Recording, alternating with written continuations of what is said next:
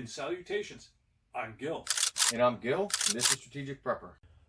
Greetings, Strategic Prepper community. This is Gil, and I wanted to talk to you about the Ukraine-Russia conflict and what we're starting to see develop as risks to us as far as preparedness-minded people. First of all, I want to say that we recently put out a kind of detailed analysis on the question of whether Ukraine has got Nazis or the Azov battalion, and we really don't want to get into that here, but that's on our Patreon channel.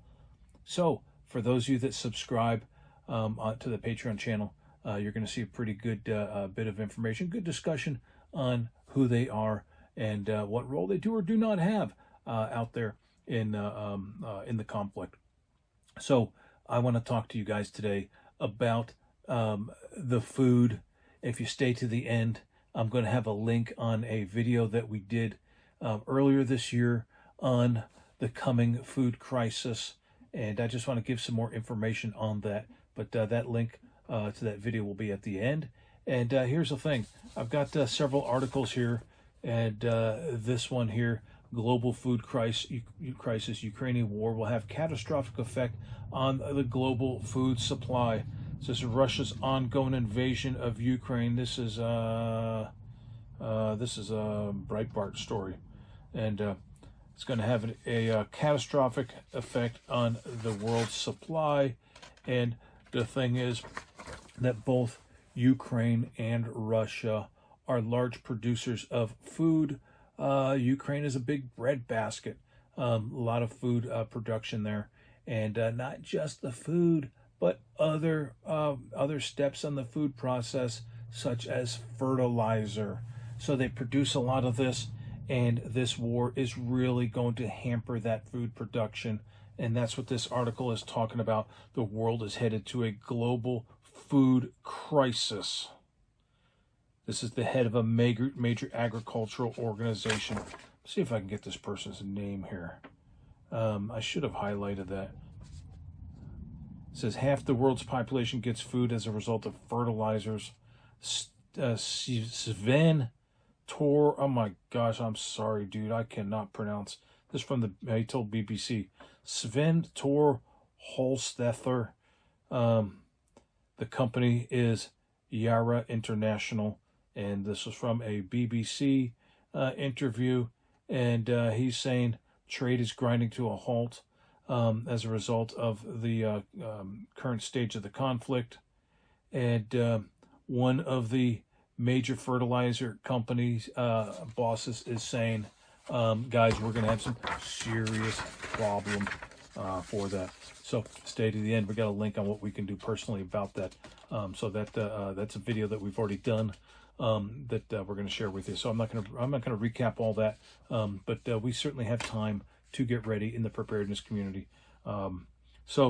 Let's see. For me, it's not whether we are moving into a global food crisis. It's how large the crisis will be.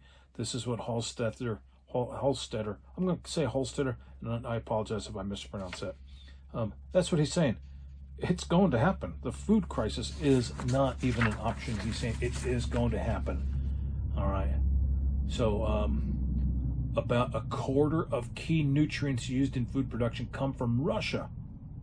And we got all these sanctions saying we're not buying from Russia.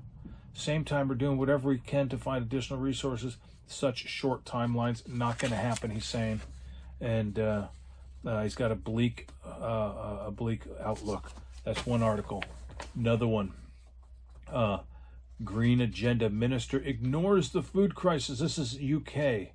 And so they have a program over there, wildification.